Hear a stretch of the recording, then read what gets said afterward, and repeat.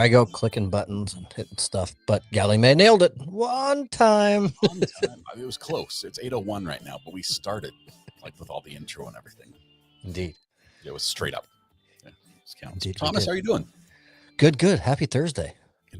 This one came fast for me. Last week was a little slower. This it feels like yesterday was Tuesday. Like I missed a day somewhere, but I don't know how. Yeah, it's funny you say that. My wife and I have been talking about the last few weeks. It's like every fourth day, we're like, this feels like Sunday. Like, what's going on? Like, we're preparing for work tomorrow or something. It feels odd. The schedule's been askew a little bit. It's been goofy, but I know when it's Thursday because we're sitting here at this time of night. Bree, do it breezy. Congratulations on 24 months. Thanks for joining us here on the podcast live. And also shout out to all those who watch it on replay. We do have a lot who love to watch the podcast and catch it on the replay, mostly across the pond. I don't know why it is. Why can't they stay up all night? Why can't you stay up till 3 a.m. to watch the not relevant podcast? Gally May with another good one. This is so perfect because it says, Thomas, where's the Stars background? They're playing tonight. So they're playing a huge game, and they're locked into the playoffs. They're doing fine, but the last 3 games they have struggled significantly when they actually have been chasing to be top in the league. So Gally May, if you haven't watched, every time the Stars play and I do a Stars background on podcast night, they lose. So tonight I'm trying something. I'm not doing my normal weather background. I'm not doing a Stars background. I'm doing a completely neutral green screen background in hopes for good luck for the Stars, which I'll only miss a little bit during the podcast. I'll be able to see it. But they're actually playing the Winnipeg Jets, who is the number 1 team in the entire league, not the division, who they're kind of trying to chase. But they're in a slump coming into playoffs. It's not the best time to be in a slump. So it's maybe it's Winnipeg scary. will think it's an easy game and they'll come in a little lackadaisical and hat trick later. They're like, whoa, now we're behind. Could happen. No, it won't. No, it's bad. It's so bad. Where's your support of your team? You've got to envision, you've got to like see the victory first in your mind, and then it will happen on the ice. Here's some context for my attitude. Okay. 2 nights ago, the Stars were winning 5-2 with 58 seconds left in the game. Nice. In the back. They were playing the Minnesota Wild. It was game over. They had 5-2, 58 seconds. Fans left the arena. It's packed in downtown Dallas. The parking situation, the traffic, it's a nightmare. So if you can scoot out a couple of minutes, get the car and beat it, you got to beat the crowd and go. By the time some of the fans left their seat and got to their vehicle in the parking garage, the Stars had lost in overtime. Yes, there was a record set against the Stars for the whole league. They scored 3 goals to tie the game. It went to overtime, and in the first minute of overtime, they beat the Stars. It was a Don't disaster. they have to pick up the puck and drop it again between goals, or can you just whack in the net over and over? Yes, one counts. They nearly didn't. That's how fast it went. It was so disheartening for everyone. It was bad. Man. So there's a lot of Stars fan waiting to see what happens in tonight's game, because this is a true test of, can they stand in the playoffs, get out of their slump, or is it going to be bad? But anyways, that's hockey. I've been there, done that, been on losing skids, and all of a sudden the next game you beat the best team in the league and everyone played out of their mind. You just never know what's going to happen. That's sports in general, not just hockey. But speaking of sports, it's Masters week for those that love golf. Yes. That is exciting. Right? Huh? Miniature golf? No. Isn't there a tournament for miniature golfers like myself? It's very major golf at this point in time. It's actually anything but miniature. I like to blame an old car accident, a shoulder injury, for why I can't golf. But the truth is, I couldn't golf before either. So it's I don't know what it is about hitting a stationary ball. It's wrong. If I have better luck if you pitch it to me, or yes, if I toss it up and swing, even with a golf club, not just a baseball bat. But that little ball on the ground just a couple feet away it's my nemesis. It's the most humbling sport in the world for those that dare to take it on. It really is. It's wild. But No, it's exciting because there's the reason for golfers or those that are even kind of halfway no golf. Um, it's someone said, I think Lois Cox said it's a Super Bowl golf. There's so much tradition behind this tournament. That's what makes it really neat. Um, I ran into a gentleman yesterday that I know, and he was out there this week at some of the practice rounds. He got to go to Augusta National on property. It's known for being absolutely pristine, and he solidified that. He came back, and yesterday we talked to him, and he said there had to be 500 people walking around picking up trash. If it was a white speck on the ground, like a feather off of a dove or something, it doesn't matter. They're like to pick it up. It's trash. It's just picked up. It's the most pristine property you would ever go by. If they need practice, can you give them my address just to come by? I try to pick up the beer bottles that people throw out of their car as they drive Into by your yard. into my yard. It's like, why? Yeah. Yeah. So that I absolutely love. I love keeping areas clean and tidy and trash free because there's so much about nature and outdoors that's just so beautiful, and then you leave it up to humans to just litter and destroy it and make it gross. So the And fact that they allocate so many resources to making it so clean and pretty, that part I just love. It's cool. So that's just one of the many traditions that the Masters Golf Tournament holds, that makes it enticing for those that might watch golf twice a year. This is one of the things they will watch. and the It's cool. groundskeeping, not just the trash, but like the care of the lawn, the grass. What is it called? The pitch, the fairways, the rough, the fairways. greens, the approaches, the tees, it's immaculate. pristine. The best of the best. Yes. And I used to mow lawns, and I was not the best of the best of the best, but I could make a cool design. I mean, that's good fun. But these guys are next level. That's awesome. That's awesome. Good luck to all golfers. Azaleas everywhere. They're known for that. And so it's funny. This, for those that don't know, Augusta National, it's in northeast Georgia. It is right in a not ideal neighborhood, if you will.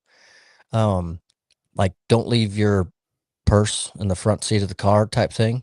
But once you turn into the gates, you're in like a different world type situation scenario. I mean, it's incredible. My same buddy said, I'm sure there's crimes committed all over town during this week because the entire police department is right there on facility the whole time. Is this the one where they arrested a golfer last year? Like the whole bump to the police officer? Scotty Scheffler. I remember that. He went through a police barricade, so to speak, and didn't stop, and then they arrested him. Spent the night in jail and won the tournament the next day or something like that. I don't remember the story exactly, but that is what happened. But it wasn't the Masters. It was something else. But I forget what but I feel like maybe it was the Masters. I don't know. But yes, it was a very big tournament. So cool. I'm impressed with golf for the tech side. You know, I'm a little on the nerd side with equipment and cameras at a golf, not a match, golf tournament. There's the word. Those cameramen are next level. They are the highest paid sports cameramen who are at golf tournaments. Really? Yeah. Interesting to know. It's big money being able to follow the ball. That makes sense. That's one of the hardest skills. Not just follow the ball, but keep it in focus for the flight. That makes a lot of sense. Yeah. You know, I was, and you would probably love it too. I worked a professional tournament at the Colonial in Fort Worth one time on the grounds crew. I volunteered just so I could be a part of it and be around it. And the amount of cables that are run throughout the entire golf course. Miles. And some they just lay it out kind of in the rough away from play. Some they will put a little trench and put sod right back over it, and some they don't, and whatever. But what was most impressive to me was how the 15, 18 wheelers parked 2 blocks away that haul all that and waiting for it. As soon as golf is done on Sunday afternoon, those crews disassemble, come out, and are ripping all that up, putting it on reels, getting it up. They've got a crew behind them, putting the grass back to where it was, or even better, load up those trucks and hit the road to head to the next location because practice rounds and everything start 2 days later. They are incredibly efficient and skilled at what they do with how many miles of cables they are running across those properties.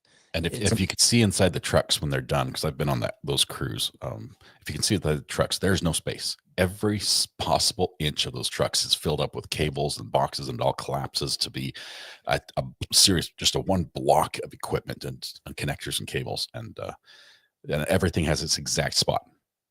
Everything goes in a specific place, and you have to know exactly where it goes. It's nuts, but it's fun to be on a crew that knows what they're doing, because you can wrap a job like that in an hour. And it might have taken a day to lay it out. And it just whoosh, folds up and it's gone. 100%. I'm not going to post the comment, but I do have a question. Virginia Little made a good comment. What did you have for dinner at the establishment y'all ate at? I'll leave the establishment alone, but curious what was on the menu of where you ate dinner, because even Red Pen made a quick comment of, you're spicier than I am. So I'm curious to see. What did I eat? No, Virginia Little. Oh, okay. I was like, I didn't go anywhere. That's why I was confused. Virginia, hopefully it had some hot sauce with it, whatever it was. Ideally, steak, potatoes, and salad. Delicious. Okay. Yeah, that's pretty cool. Interesting. It was at an adult entertainment facility, if I read the comments right. All right. I just thought they had buffets. I didn't know that they had a menu and whatnot. But served food. Maybe we're talking about something different. I didn't know. We've got a show to get to, and we're already a quarter of the way into begin. Let's move on. I'm completely lost. There's a conversation that's been going on in chat that it's gone over my head or behind my back. I'm not sure which one it is, but welcome. Hope everyone's doing great. Happy Thursday. Tomorrow's Friday. It's going to be a great weekend. And it's going to be freezing cold. It was cold last night. I don't know what you did with the weather, but you sent some nasty stuff up our way. It's been chilly, so don't do that anymore. You're getting what we got a few days ago, and it's we're up and down. We're all over the place. 60s, 70s, 80s, nearly 100 come, I think, Sunday, and then back to 70s. I mean, it's bounce around, but that's springtime in Texas. Spring is known for that. All over the place. Just the changes on our house, on our deck. We've got a dove nesting right outside the door. That it's built a nest on top of an existing nest, and this is like 3 nests tall. So it's now like a triple decker nest. 3-story nest. It's a 3-story nest, and it just today built another one on top of that. So it's like, I'm worried the thing's gonna fall, but it chose. I'm a big fan of natural consequences. I can't go up there and try to interfere, because then it will abandon it and everything. So it'll learn. If it fails, it'll be your fault. Let it fail naturally if it's going to fail. They pick and choose, and they're some of the best. I have taught my kids not to climb up and look in the nest anymore, because that's no bueno. Anyway, birds nesting they can be a lot of fun to watch. I'm thinking about even actually getting the camera out there, but we've got a story at the very beginning of the podcast, now that we're 15 minutes into it, that we can share that has to do just with this. This is out of Venice, Florida. Yes. Venice, Florida. There's a woman who called the news after she called the wildlife, the fish and game people, because there's some birds nesting outside her business, and everyone's like, "Ooh, that's cool." Yeah. No, this is a hawk. Not cool. It's a hawk, and this particular hawk is very territorial. As she says, they've had hawks nesting before, and it was cool. It was awesome. They got to watch it, the fledgling and everything. Then those hawks got pushed out by this other breed of hawks, and these ones don't like anything that moves, including our customers. And so our customers pull up to the parking lot, and incoming talons. I don't know. It looks like a peregrine falcon. The thing flies so fast. Tugs 6 weeks. And so they call the news. The news guy goes out there. He shows up in a riot helmet. Yes. With a big golf, a patio umbrella. It was massive. And he's out there, and he won't take the helmet off to do the story. So he's got the shield down, the mics up underneath, talking like this behind the shield. And he's like, "You guys, I'd take this off, but it attacked me while I was recorded here. I got a big gash on the back of the helmet from the talons.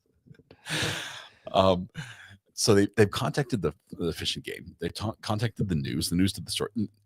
What's the news going to do? It can't come and fix it, right? It's just to get attention. Apparently, really, I mean, she's just losing business because she has to put signs out there and have these big umbrellas to walk her customers back and forth from the car to the business. And her son was out back, was like checking his phone. Nice shiny bald head, catching some rays. Swoop down. He's got these big old talon scratches across his head where he just got by the bird. Yeah. So they say what you should do is wait until the little chicks fledge out. So wait a couple months, just hold tight. And then you'll be okay. Yeah. And they'll probably leave and then set up some flashy things in the trees. And initially they'll stay away, but then they'll get used to it and they'll come back. So try something else. Loud noises. Neighbors are going to like that. Air horn. Yeah. Neighbors love those. Flashbangs. They make 12 gauge flashbangs, which is it's like an M80 in a 12 gauge. So you shoot, and instead of like having bullets inside, it has a firecracker. So there's two explosions. You can have I want to use those myself. So they actually have them here for the golf courses because the Canadian geese have taken over everything. And I think we've talked about it before, but around the golf courses, their feces is extremely acidic and large, and it destroys the greens at golf courses. So they permitted those little flashbang 12 gauge rounds to be used within city limits to get rid of them and move them off. But the hawks, there's a bird called a Mississippi kite that looks like a small falcon. The talons, the beaks, everything, you name it. Well, they love to migrate here in our area every year. And they do the same thing. If you're wearing a white hat and you're anywhere near a tree where they're nesting, they will swoop and get you. The other is, and again, this is back to golf just because that's where I worked and that's where I learned about it and saw it firsthand and had to chase some off with a golf club because they're coming at me and they're coming. But a lot of golf course maintenance have a big spray rig, which it's a think about a long golf cart with a big tank on the back, and it has little booms on the side with nozzles that will spray pesticides, whatever you name it, whatever the time of year is. All that, yeah. Those Mississippi kites hate that machine and will go after it. And so the guy operating it had to have like a little noisemaker with him, and he would be driving down and popping this thing off because they're flying all over and trying to get them. If you're anywhere near the tree, they are insane, and they're a migratory bird, so they're protected. You can't do anything to remove them or get rid of them. You can just scare them. That's all you can do.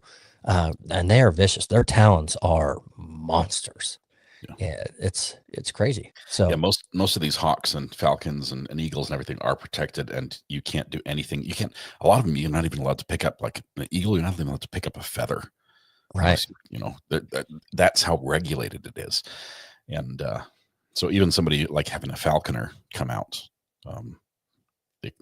maybe I think that would probably be the best bet. Have a couple falconers come out and capture them, but a falconer doesn't want a red-shouldered hawk necessarily, which is what they have. Right. And they're nesting and having babies. Do you want to remove them from that? And they can't parent their eggs and, do their thing. I mean, it's kind of tricky. So fun fact. It's actually one of the best places to get a falcon is from the nest because the survival rate for the little baby chicks in the falcon nest is like below 75%, like below 25%. So 75% of them die. Interesting. In the first year. So raising one or capturing one and then releasing it after you're done with it, after you trained it and everything, because they're never actually tame, is a better chance of survival than in the nest. Oh, interesting. You know what? The best interview we could ever have on the show would be Jackie and Shadow. For those of you that don't follow, those are the Eagles from California. The Eagles in California from Big Bear Valley that have their own YouTube channel that had their first hatchlings this year, which is so incredible. They have the largest fan base I've ever seen. I took our dogs to the groomer the other day and walked in, and I looked up at her TV in the corner, and she had a Jackie and Shadow cam live on play. It was so cool. Such a fun thing to watch and see, and how they interact and what they do. But yeah, animals are awesome. Speaking of which, we're talking birds. Quick update on Mango, the parrot. doing tremendous. He has opened up so much now. He's I mean, this was today right before the show. That's one of the neighborhood kids came over in our garage, and he's just hanging out on her head and just chilling. And she couldn't believe it. But yeah, Is Mango expected to learn words, to speak? so from my understanding, the sun conures are good at mimicking some sounds, but words aren't a thing for them, for their species. So that has led to our daughter saying, "I want a macaw." Blue and gold or something. Just a nice Purple macaw. purple. It looks like the purple pack of Skittles, the tropical flavor. It's that shade of purple. And because they can like talk and sing, and she pulled up a video of one singing like a Beyonce song, and it was like on key. I mean, I went, "What? That's the bird?" Because she was showing my wife, and she brought the video over. I couldn't believe it. So You're gonna now have an she wants a aviary. macaw. It's like a 5-foot tall bird when you take it from tail to head. And I'm like, they have a no. long lifespan as well. Yeah, and it said, I don't need an animal that I had to put in my will. I'm not doing that. Yeah. They Wow. can live like 100 years or something insane.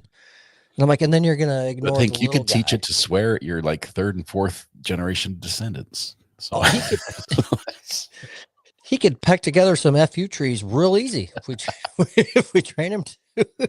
But she's hooked on the birds. But I have to give our daughter kudos, because when she suckered me into this bird, the deal was you have to take care of the thing. You've heard the lady say how this bird's kind of I don't want to say defective sense, but it's not an ideal bird. It's not a racehorse here that we're buying, right? So you have to take it. She's done more than that. I mean, she's got it out of the cage, introducing it to our dogs and our cats in very safe manners.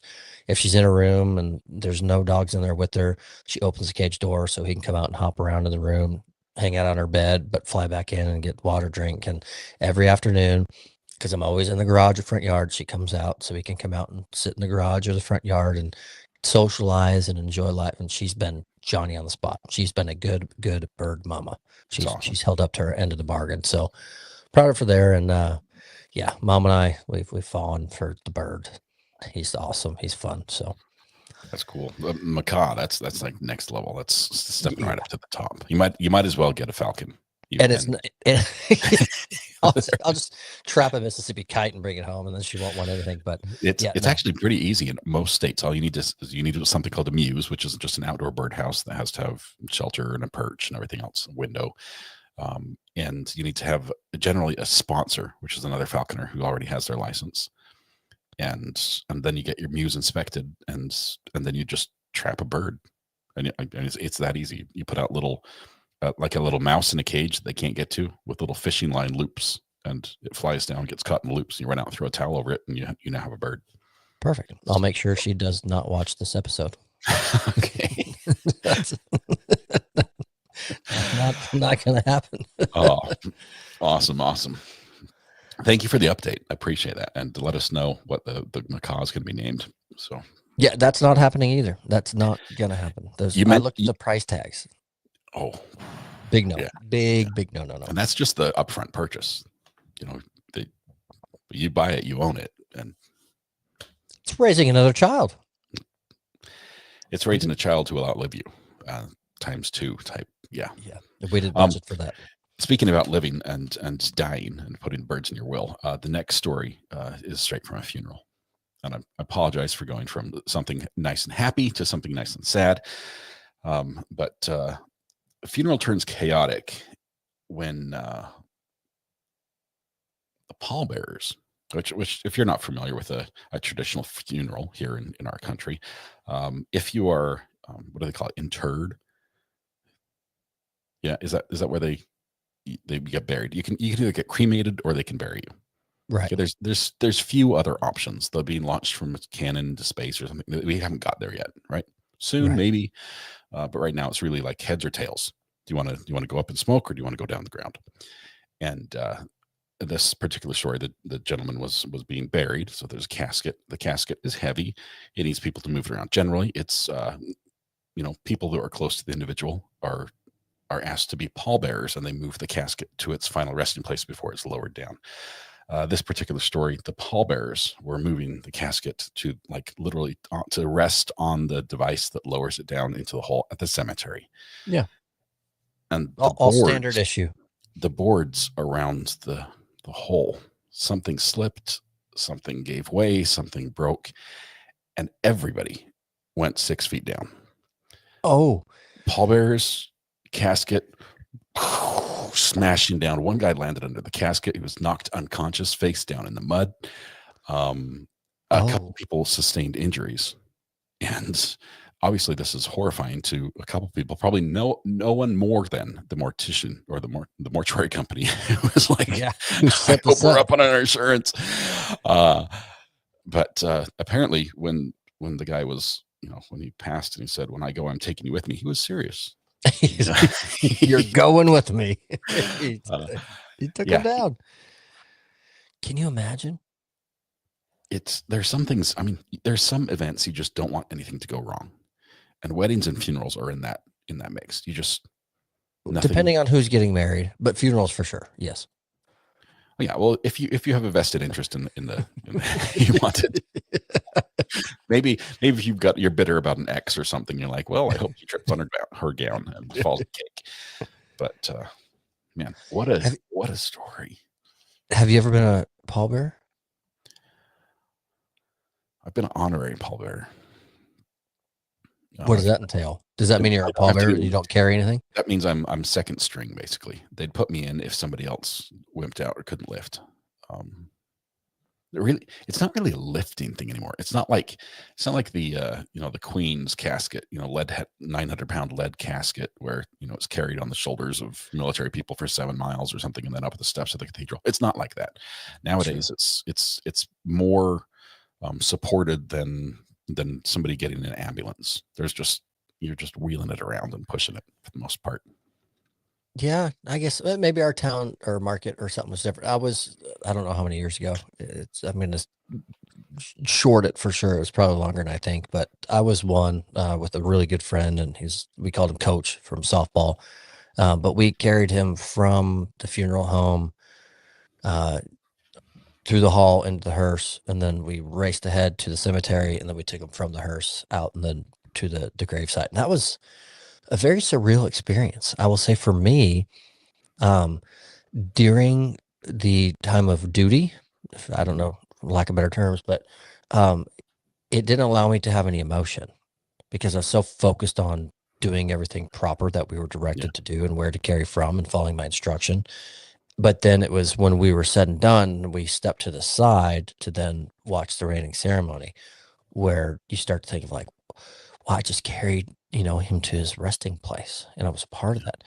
And then you start thinking of how many friends and people are there in attendance and watching, and you were one that the family asked to be a part of the ceremony. And then it's like it crumbles cookie. I mean, I just dissolved into bits and pieces after. It was really heavy. It's a pretty wild experience, but at the end of the day, you have to say, what an honor. I mean, for a family to say. So I feel so privileged and so blessed that they called and said, would you please? As hard as it is, it's like, okay, it's cool. a great service for the family, because obviously they need to focus on just mourning. So interesting fun fact about my family. On Sunday, we just went to the local cemetery. We don't know anybody there or any of the residents, but we just went to the local cemetery, and it was in Winterville, North Carolina is where we went. And it's a cool cemetery because it's probably, I don't know, about 100 and maybe 130, 150 years old. So there's some history there. Yeah, so you get everything from the latest, black granite picture laser engraved headstones to something that was clearly chiseled by hand out of whatever rock was available, and it's sort of stuck back up in place where they think it was originally because it's been fallen over so many times. So we walked through the whole thing, and it was sort of surreal looking at all the all the names and the places and seeing the family names that sort of like built this area. Yeah, all the McLaughlins. There's McLaughlins everywhere. You can't go escape from Eastern North Carolina without seeing McLaughlin cemeteries everywhere.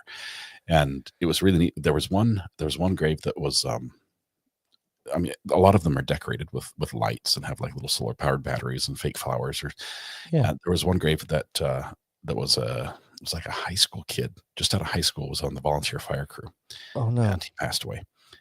I think 4 years ago, 5 years ago, and his gravestone was dedicated to the theme of firefighting. And so the gravestone all had, the fire engines, like the number, things like that. That's They cool. have an actual fire hydrant that's mounted next to it. Like, it's a full weight, red, full size fire hydrant. The top of the gravestone has a fire truck mounted on top, sort of like zip tied to it. There is a fire bell, like last call fire bell. Yeah. There's like challenge coins from local fire departments just resting on the headstone. It's like, wow. That's Wow. incredible. 5 years later, it looks amazing. But the cemetery, and I know to wrap up the story because we do have others, but the cemetery is right next to the local recycling place where you drop off your paper. It's a good fit, actually, when you look at it. It's like, they're both sort of accomplishing the same purpose. But you have to drive right through the middle of the cemetery if you're throwing away any paper, glass, or plastic. You drive right down the center lane of the cemetery, drop it off, and then drive back through the cemetery. It's the only way in, the only way out. It's a terrible design, terrible layout. Yeah, that's different. So anytime there's an actual funeral, I mean, there's trucks with garbage falling off the back, constantly going in and out of there. And the wind's blowing it through the yard. You need those groundskeepers from the Masters to come help the cemetery. Yes, absolutely. Keep it pristine. And not all cemeteries are creepy. I was on one of my police ride-alongs. It was the graveyard shift, and we were coming off of a call. It's a new meaning to graveyard shift. 100%. They work hand in hand. And the officer I was with says, "Hey, we're just going to take a quick cruise to the cemetery. Just make sure there's no funny business going on." And so we did. And I don't know why he parked and said, "Let's get out." And I'm thinking, okay, I think I'm about to get pranked or scared, being the ride-along guy, right? He's got another officer in the corner, lights off. That's going to scare me or something. So that's what I'm ready for. And so we're on foot, and I get a flashlight, and he's got his, and we're kind of looking around, and he looks down. He found $20 sitting right there in the middle of the cemetery. And he picked it up, and heck yeah, puts it in his pocket. And I don't know why, but I said in the most judgmental voice, "You're going to keep that?" He's like, "Who here is going to use it?" And then I said, "Well, that was beer money for the afterlife, is what it was. It was for somebody's headstone." I said, "Well, someone might have put it on a headstone for something." And he goes, "They may have or may not have. And if they did, no one knows who it belongs to. There's no name on it." And I said, "I guess I can't argue against it." Yeah. So he found $20 in the cemetery, and there was no riffraff, nothing going on, but just a $20 pit stop. So I've been back to that cemetery many times, and I have not found any money. That's where he collects his fees. they drop it in the cemetery for him. He's like, "I got to swing by the cemetery. I've got another 20 to pick up." Yeah, might have been a deal. Yeah, I'm wondering. We need investigation there. 100%. But speaking of money, of course, we've got to tie in a lottery story. And I will say, for those that don't like the lottery stories, there was about a dozen good ones, but I only chose one for this week, and this one's pretty cool. Most people drive, not everyone, but if you've ever driven or been in a car or own a car, every car has an odometer, and that reads your mileage.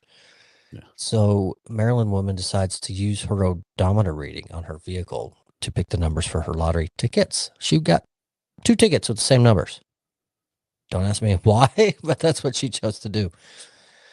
Each ticket yielded the winning amount for $50,000 each ticket. She won $100,000 by taking the mileage of her car and going and saying, "I want lottery tickets that resemble the mileage of my car." And she wins $100,000. The problem I have is most lotteries don't have enough numbers. If I have to choose one of the first numbers of the mileage or the last numbers of the mileage. True. My dad's daily vehicle has over 300,000 miles on it. I remember it was the first car I got to drive. It was in 1999 pickup. First year brand spanking new. Yeah. He still drives it to this day. Wow. And I don't know how, because he's watching the Stars game. So I got to say here, I was a young kid. It's my first vehicle. I know I didn't treat it the best, and I drove it really hard. So the fact that it's still going is a testimony to that vehicle, because I was a dummy. And it's amazing. Built so well. I love trucks. There's something about driving a truck. If you've never done it, it's awesome. It's a cool feeling. It's a different view. They ride high. You're sort of above everything, especially when you're in traffic. You can see what's up ahead instead of just the back of the car in front of you. Well, I had a little pickup truck. It was a white pickup truck. I wrecked it. I totaled it into the side of a lady who turned left in front of me. I had a green light or a yellow light. I'm not sure which. She turned left. It was bad. Both totaled cars. Everyone was okay. I messed up my shoulder, but it grew back. Grew back. I went to the insurance and I said, I need a car. And at the time I was working for a company that did require me to use my truck occasionally to haul stuff around. And so I said, I need a truck. And the only truck they had was like a Dodge 2500 quad cab, brand new. It was like the plastic was still on everything. Like you had to peel off the plastic off the handles because it had just been towed there basically. And, right. And so here I am. I've just totaled my, I don't know, $5,000 pickup truck. And while the insurance is trying to decide if it's totaled or not, I get a brand new quad cab. Oh. And at their expense. And I took that thing up in the mountains. On the roads, I would take my little Toyota pickup truck. They were more like deer trails. So like the scrub oak on the side, it was just like, so your paint was just down the sides. No. Oh man, I had full coverage, so it didn't matter what I did to it. There was no deductible. But I did the same things I would do if I was in my old beat up pickup truck, and I've never rented from that place again. I don't think they'll let me. I figured. You're like Reed Timmer. You're blacklisted from renting any vehicles anywhere. Yeah, that was a bad one. That's wild. So speaking of my first vehicle, your first trucks, we've got which you pegged this one. I really like it. We've got some first based off of TV, few advertisements, first ever advertisements on TV. Quick quiz. Who invented television? Who invented television? That I don't know. I didn't in adding to the bot today, I didn't do name the state. Why do I feel like for bonus? Everyone's Googling right now. I can hear the keyboards going on. Let's see. I'm watching chat. Who's gonna get it? I feel like it's all been Googled now. No one's. It's now trending. It's now trending on Google. For some reason. Yeah. It's everyone's still chatting with some cars. Oh, we've got one Farnsworth. Philo Farnsworth. Who said it? Red Ford. Congratulations. RCA. And I didn't Google, Skeely May. What was the state? I'm trying to remember. This one I do not know. He was born in Utah, but where was he when he invented it? New York. Probably. Says Art. I don't know. I thought it was Idaho for some reason. Well, don't quote me on that one, but I think he was in Idaho. So I know Idaho likes to brag about it's like the first in flight. You know, like the Wright brothers. There's a fight over that. Yeah. There's two states. Like, well, they're from our state. I'm like, well, they did it in mine. Yeah, 100%. So both their license plates claim first in flight. But that's actually pretty funny. Yeah. But yeah, first items advertised on TV. I thought this was interesting because you sent the toy one, and so that sparked me to look for a couple extras to see what we could throw to it. But first, let's see if chat knows. What was the first ever product advertised on television? First product in general. I thought this was the first commercial. Yeah, the first commercial. I'm sure everyone's like, that's never going to work. No one's going to buy something from seeing it on the tube. Yeah. And then the fad. Bam. And it popped up. So someone Kaylee's right. Just guess soap. It's not soap. It's not something I would have guessed would have been the first either. I'm with you. And Cigarettes, it's not Jennifer Budweiser. Winkler. No. Yep. Stop. It's not beer. It's not cigarettes, nothing like that. I would have guessed it would be an everyday household product myself. So I was kind of shocked when I saw I it. would have guessed cars. Yeah. Courtney says car oil, and Josh, he's got it. Oops, missed it. Watches.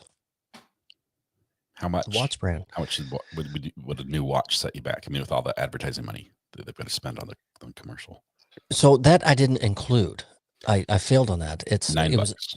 No, that's what they paid for their commercial. Oh, yeah. I read it wrong. So it was $9 for a watch. I'm like, inflation has really screwed us over on that one. No.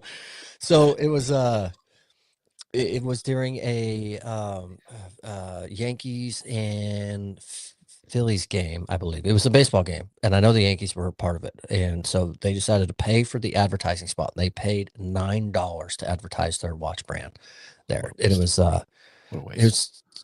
incredible for watches. But I'll give this one to you.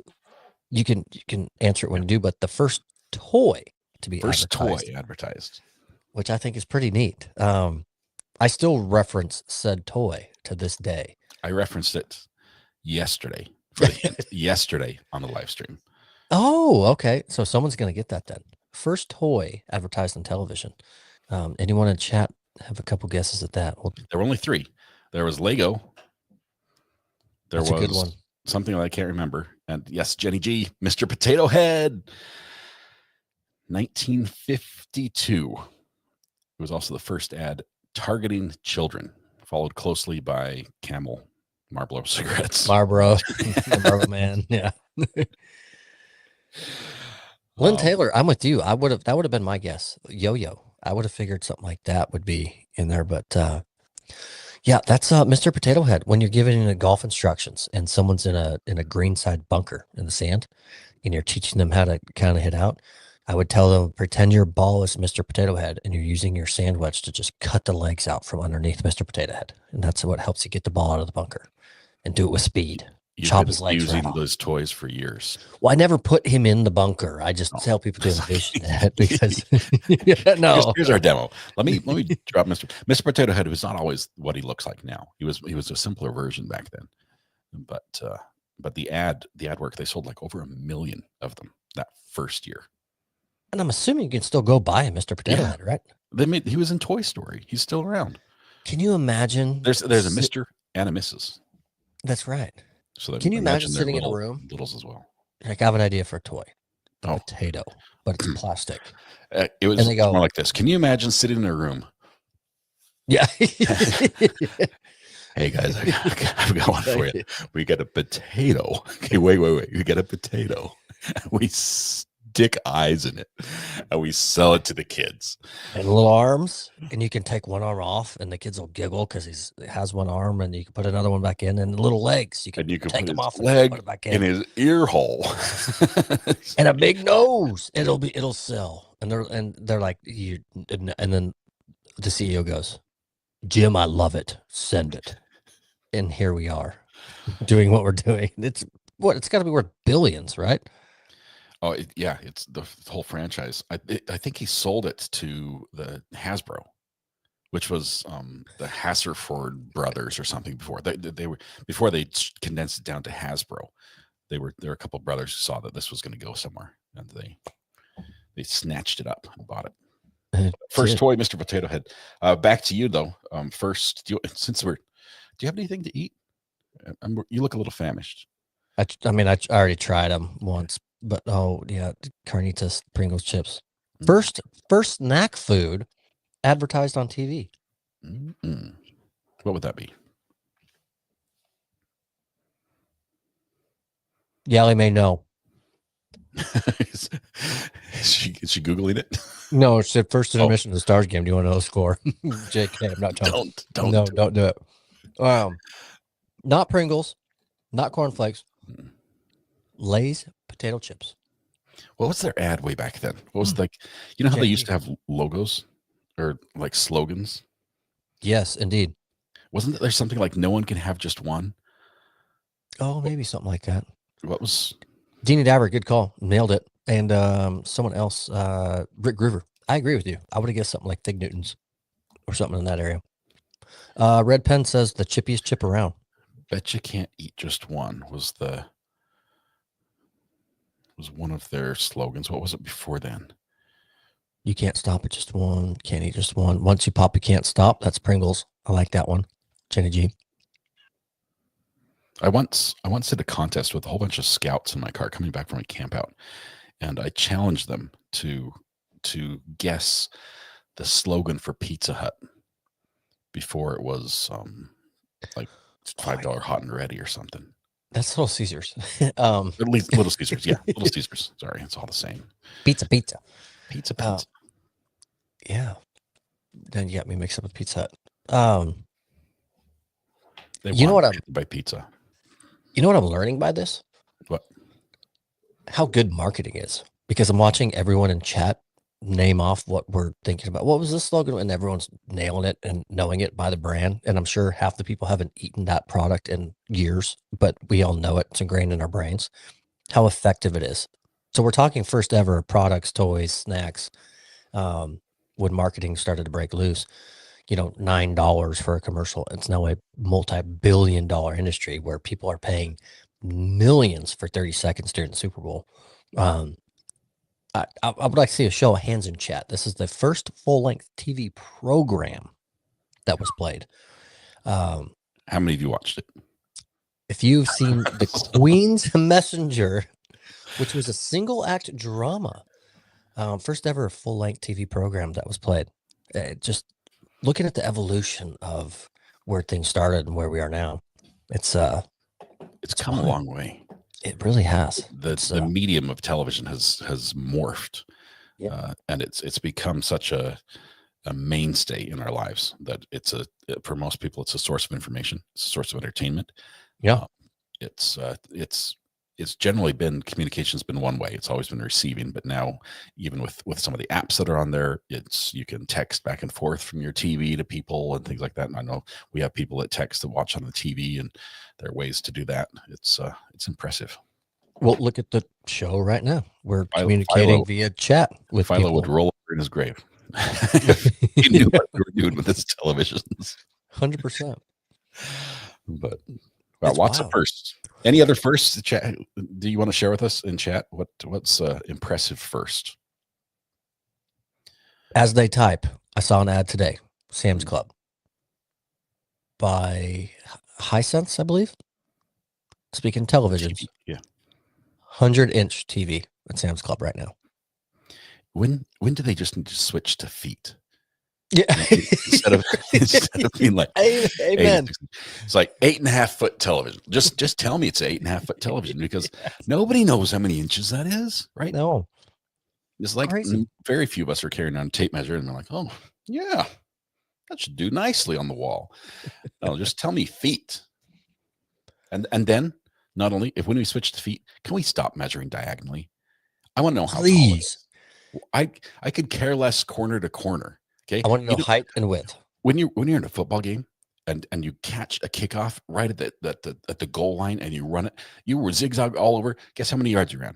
If you 200, 100 yards, you run 100 yards. We don't count like, well, it went diagonally, so technically that was a 180-yard return.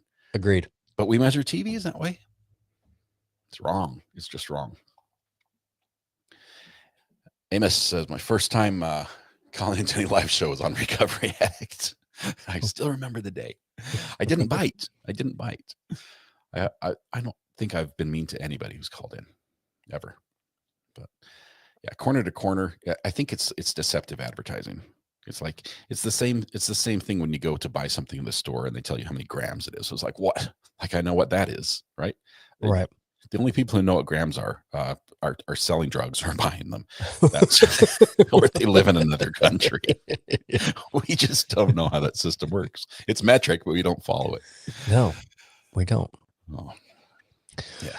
I don't know. I got on a tangent. I left us down a dirt road, and there's no way back from there. All right, I'm sampling these Pringles. which I did last week, but I've been doing it again while we're talking. So the 7-layer dip is much better than a carnitas taco, even though they're both good. 7-layer dip is has good. no calories. It's air. It's invisible. It's like the Oreos. If you hold it up, show us. Oh, yeah. See? Yeah. Invisible chips. It's fantastic. Guilt-free snacking, right? Yes. So have all you want. We won't know. From Pringles chips and Lay's chips being first advertised, we've got another flavor for those of you that have ever had it. KFC chicken, Kentucky Fried Chicken. Oh, the family bucket of fried chicken with the potatoes and the gravy and the biscuits. I was this close to ordering Uber to get a bucket of chicken from KFC. From KFC today. Really? What stopped you? The price. Yeah, yeah. Apparently, the chickens are laying golden eggs or something, because I'm like, $45 for a bucket of chicken. You know, I can go to Sam's Club and get a whole rotisserie chicken, the whole thing, for like $5-6. But then you got to spend the time to batter it and fry it and do it, and you're not going to do it. You're not going to win me over on it. I would. Chicken is chicken. I mean, you can cook it a couple different ways, but really, that's the meat inside that what matters. So you were craving KFC fried chicken. Yeah. You decided not to get it because of the price. Well, when you go to pay, it's a mortgage company that you fill out the form for payment. It's not like a credit card. It's like, put your house in here, insert deed, and then. But follow me. Yeah. You wanted KFC. Mm-hmm. The price said no way. Right. Your justification of the overpriced was, I can go to the store and get a rotisserie chicken for a quarter of the price.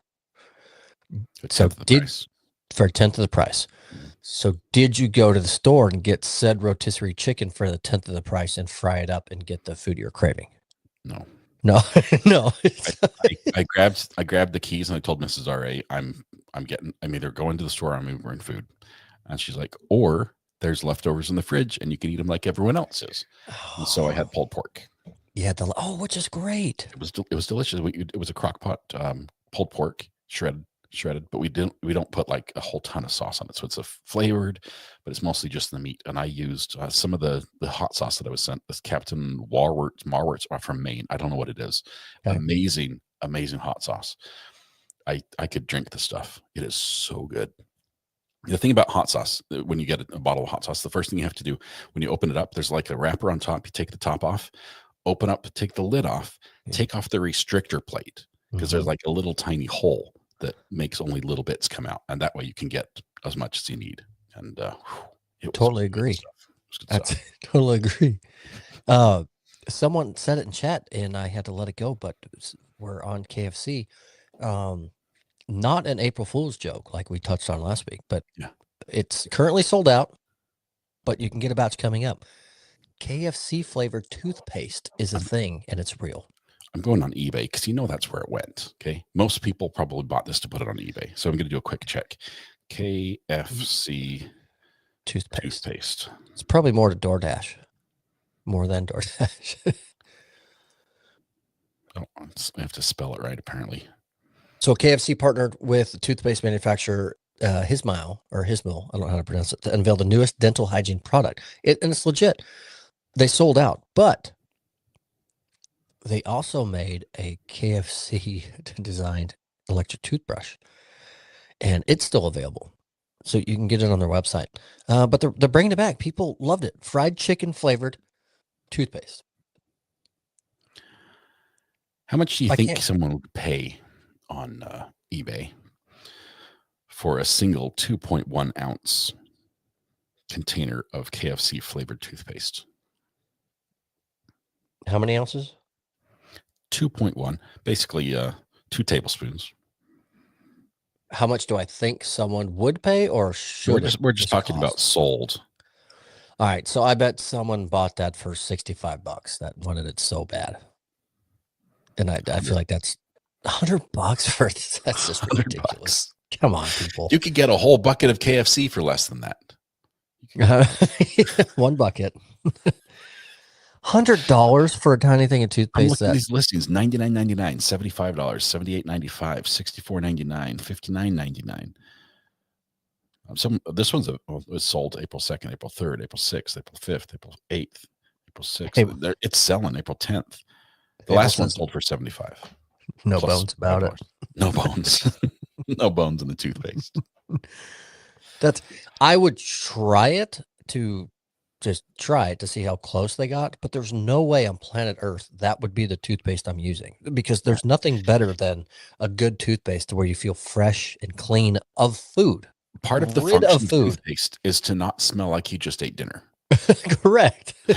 So you could come out feeling all clean, but if you smell like a bucket of chicken, it's not gonna. Terrible. You know what? They might as well try a little piece of cologne or something while they're at it and sell a little package deal. You know how they have like the toothpaste, deodorant, cologne 3-pack in like Walmart, and there's enough crazy people that can do it. You can't put it back in the tube. Can't put it back in the tube once it's out. That's awful. I hope it comes with like a easy dispense. I know this is a little gripe session. I love my kids, but I failed them. But when it comes to proper, there's a big but here. When it comes to proper use of toothpaste tubes, I don't know how I did this. We put the lid on the milk when we're done. We put it back in the fridge. We close up the peanut butter. We put it back in the pantry. We twist tie the bread, put it back in the pantry. We do all these things, but when it comes to toothpaste, we take the lid off and we squeeze it all over the sink, and then we just leave it. It turns to concrete. Or mostly it goes down the drain and it settles at the bottom of the P-trap, and then I have to replace everything or tear it apart and clean it out. And once it's fermented and clogged everything up. They heard you complaining and they just came in the back door. Yeah, they're here now. I have to stop. I heard the door. I heard you. How do you teach? What is the proper method for? First of all, we have to get one thing out: back of the tube or the front of the tube. Do you squeeze in the middle or do you squeeze at the back? It depends on the state of how full the tube is. When I have a brand new tube, I just twist it and just hold it like this and just squeeze the whole tube onto the toothpaste. When we're in dire need, I go to the back and start working forward. No. They make a little thing you can just put on your wall, and you put the tube in, and it pumps it down. It has a roller that squeezes from the back all the way down to the nozzle. So that's the right way as you pump it in. That's the right way. When you're running low, that's when you do it. When it's a full tube, you don't have to stress yourself out with going that far. Right here, Red says a better container lid solution could be your $1 million patent idea. I remember as a kid when I know Colgate did it. It would come in like a stand-up container with a base, and it had a little button, and the button had there's a button on one side. You push the button, and the top comes up, and it ejects a little bit, and then it closes again. Yeah, spring loaded. Like it cuts the toothpaste for you. Brilliant. And that way you get, especially with some of those multicolored toothpaste, you get the proper disbursement of all the different colors, which is important for some reason. I don't know. It's you get the right number of dyes on your toothpaste. But I need those again. Stephanie says the bathroom buddy. Is that what it's called? I don't know. It sounds a little creepy, Stephanie. No, that's a never mind. It's just somebody that hangs out in there is like, hey, you need a little help? I'm here. I'm here for you. Let me help you with that toothpaste. No, the bathroom buddy's a bidet. No.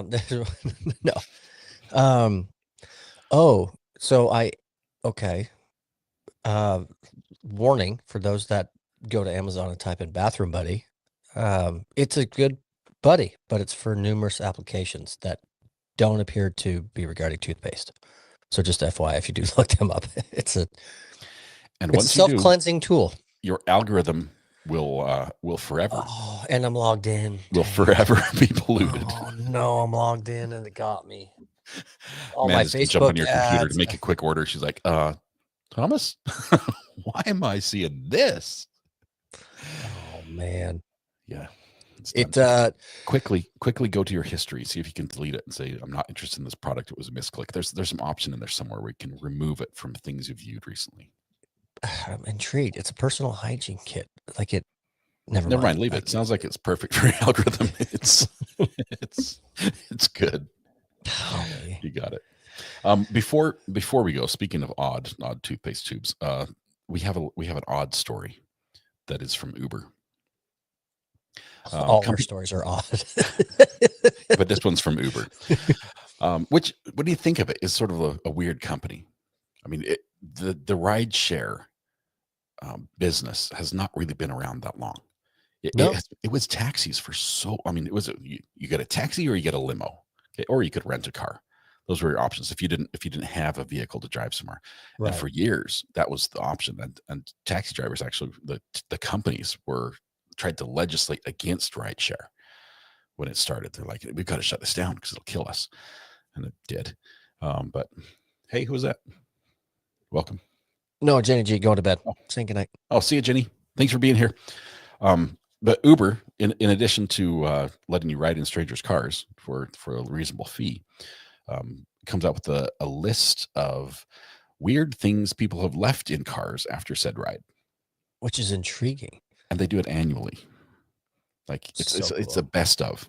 So it's like you'll never guess. There must be like some feature on the app for their drivers, like select this button if your rider left an item, and fill in the blank what it was. And so they've got some massive database that's constantly like ching, ching, ching, ching, ching of all the items. First of all, New York City is the most forgetful of all the towns. They forget more items than anyone. It might be that they also have like the most Ubers. Yeah, for sure. because honestly, driving in New York City is terrible. Parking is even worse. So that explains why it's high on the charts. But what would you think would be the top three? These are easy ones. The top three items. Cell phone, wallet, keys. Yes, those three. All day long. Let's cross those off. Those are never going to change. Every year, those will be at the very top. Right. Next. No idea where to go from there. I mean, it's like a backpack, but I mean, that's too generic, right? Because that could have your wallet, phone, and keys in it. Okay, so it's I would put that in the luggage category, and that's on the list. Okay. When you leave luggage, but that's also normal. Uber has a hang on. Look and see if I can find their lost and found index. Ooh, sunglasses. Someone said laptop, umbrella. Ola says child. I hope not. Oh, that's terrible. That's called the police, not just. We've got. Can I get that back? We've got a couple votes for drugs in chat. Let's see. Tales of Principal. Roy says leaving your food behind, whether accidental or on purpose. If it's your food scraps, I can see that happening. Yeah, they had pet. They had somebody left a live turtle. How do you leave it? What? And how do you bring? Why? They're like, come on out, come on. Oh, never mind. Stay in there. You're taking too long. Turtles are slow. They don't move very well. Live turtle, 10 live lobsters, which is a ton. 104 eggs, which is like more than what the wallet would be worth. That's probably the tip, come to think of it, with the way the egg prices have been. Totally. A chainsaw. How do you? Why do you have a chainsaw when you call an Uber? I would back it up even further. Why in the world would you let a stranger in your car if they're carrying a chainsaw? This is like straight out of a horror movie. Like someone getting away from a crime scene, 100%. I'm like, no, or about to commit one. Yes, it's like there's a guy in back with the still. Yeah, that's. I don't know. That clearly I don't think was in New York City. Tasha says people use Uber to get to work. I get that, but if your work involves a chainsaw, you usually will have like a truck and a trailer where you got to haul off the debris and the stuff. Maybe he was a helper and he was meeting the boss, I guess, but he's not a very good helper if he left his chainsaw in his Uber. Shrek ears, 15 hookahs. When they say 15 hookahs, I don't think this is like all over the year. We've had a total of 15. I think somebody left 15 hookahs at once. Oh, the next one's expected. Yeah, it's something. You bunny hopped the one I was reading next. Caught me off guard. Go ahead. You can read that one. A bouquet of 100 red roses. That's so expensive. Oh my gosh. How do you leave it? I mean, do you think, when I think of New York and things happening, you get out of the Uber, and if you take 5 steps away and then you go, oh, I forgot, and you turn around, the car's gone. You're like, hey, and he's just pushed him on down the road. Yeah. But a urinal. That's on purpose. Yeah. That's on purpose. I don't want to ask, but I'm guessing it's not new in the box. That's so there was a Ghostbusters ghost trap. You know, the little trapdoor thing that captures all the ghosts. No, that's pretty cool. It's a 5-gallon bucket of beans. Oh, my buddy spilled a 5-gallon bucket of beans in his pickup one time on the way to an event to cater, and he didn't clean it up very well. Oh no! And I got in his truck like a week later, and it was the most foul thing I've ever smelled. Bad legumes is. I mean, you know what it does inside people. I imagine it's the same thing in a truck. Lazy retired lady says, "A spouse?" Question mark. That was intentional. Well, I don't think they forgot that one. That's on purpose. 24 cans of corn. It's corn. Can of corn. That's in a bucket of feta cheese.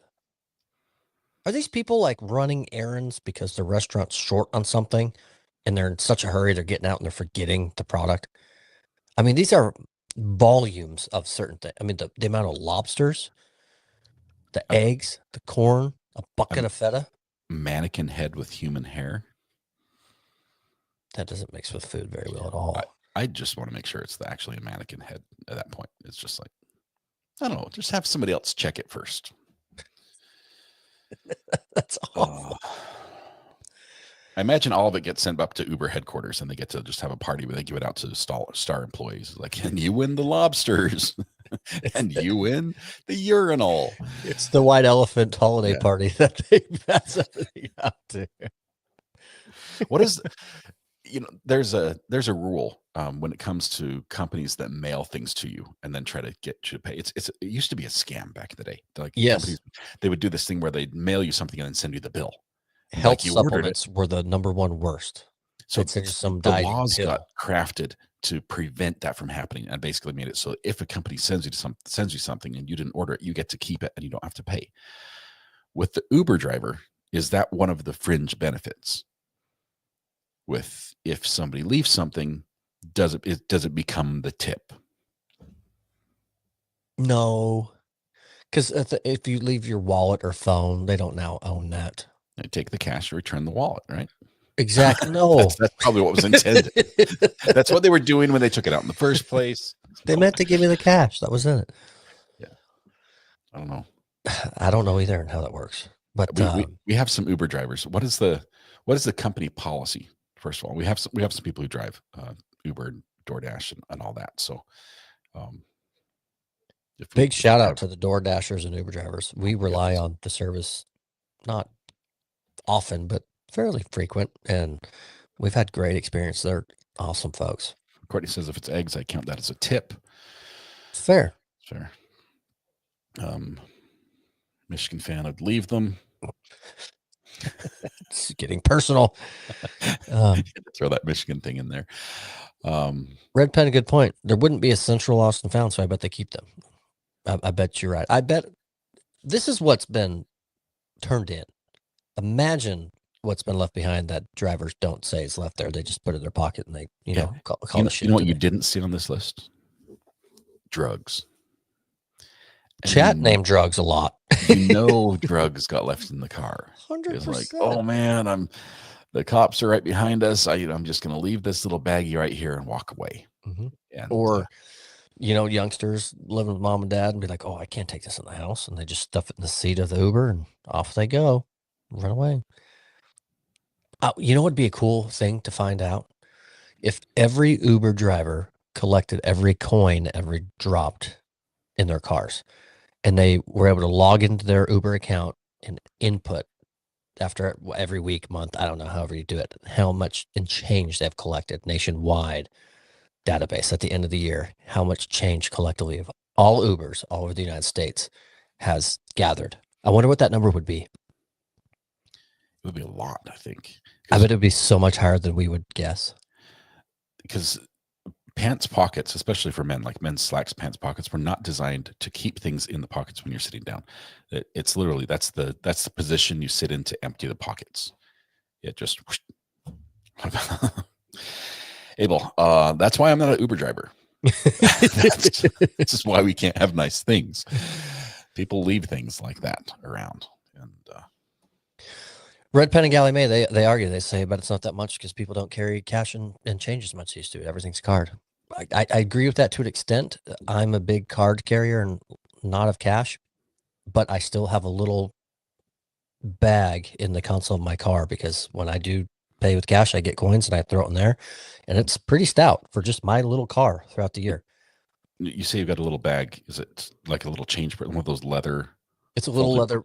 Yeah, it's a little leather bag. It's actually meant for, it's called a valuable bag from the golf course. You take your watch off, your wedding ring off, your wallet, your car keys, and you put it in there. It's like felt lined inside, and then so your valuables easier for the thieves. They just have to go to one place instead one stop shop. Yeah, digging around. So, but no, you put all your stuff in that. You tuck it in your golf bag, and then you're good to go. I'm counting my coins next week. Okay. Before you count, just rough guess. How much do you think is in there? It's early. I restarted every year, January. So there's probably $18. That's a lot. Do you keep pennies? There's some people that only keep silver. And everything that's metal. I keep everything metal and all $1 bills. I'm not going to count the $1 bills though. Okay, those are not change. I mean, there's not loose change. So they're in my change bag. A friend of mine taught me that. He said, treat them like your quarters that you save. Save all your ones. And I tell you, when I was out metal detecting a lot, I saved all the pennies I found and coins. In the first year, I think I paid for my metal detector with what I found. Love it. And it was $900. But I was actively searching for it. I mean, I'm literally looking for everything metal. So, all right. Well, Thomas, it's been fun. It's gone fast. Another Thursday has come and gone, and the weekend's upon us. You got plans for the weekend? Celebrating the big win, right? Knock on wood. We'll see. No spoiler alerts in chat. Please don't tell me I need to go see how bad it probably is. But no, just some chores. It's supposed to be really hot on Sunday, so I think we're gonna need the backyard all dialed and ready for pool season. Get it ready to rock and roll, and just get ready for next week because we've got a lot going on. I fly to Arizona Monday. I will not be available for the podcast next week. I will be flying home literally during this time from Arizona back to Texas. All right, we'll give you a pass. They'll give me time to work on the bathroom because I still have not completed it. I've got to build the walls still. Mrs. R.A. is going to, I'm busy. So thank you all. Have a wonderful night, Thomas. It's awesome. Thank you very much. Appreciate it, my friend. Have a good one. Thanks, Scott. You too.